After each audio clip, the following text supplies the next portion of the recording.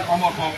তাহলে আমি আর বেশি বক্তব্য অনেক সুন্দর আপনারা আছেন, সবাইকে অনেক ধন্যবাদ জানাই এবং আমাদের চরিত্রের পক্ষ থেকে ধন্যবাদ জানাই। আরেক জিন্দাবাদ, আন্তর্জাতিক জিন্দাবাদ, অমর হোক, জিন্দাবাদ। আসসালামু আলাইকুম। আপনারা এমনি ভাবে সতর্ক থাকবেন যাতে আমাদের মধ্যে কোনো বিভেদের সৃষ্টি না করতে পারে। কিন্তু এখানে বক্তব্য দিব না, সমাপনী বক্তব্য, কারণ বক্তব্য দিতে গেলে তারেক রহমান শহীদ রাষ্ট্রপতি সম্পর্কে যারা মন্তব্য করে তারা এদেশে জনগণের কাতারে পড়ে না। এটা বিশাল ইতিহাস আছে, আমি পুরার সময় এই ইতিহাস আপনাদের সামনে তুলে ধরবো। সে পর্যন্ত আপনারা অপেক্ষা করেন। আল্লাহ পাক আপনাদের সকলকেই সুস্থ রাখুন, সুন্দর জীবনযাপন করেন।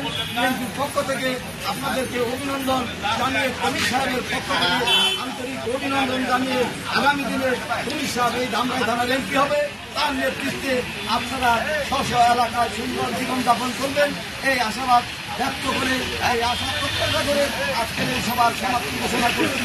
আসসালামু আলাইকুম।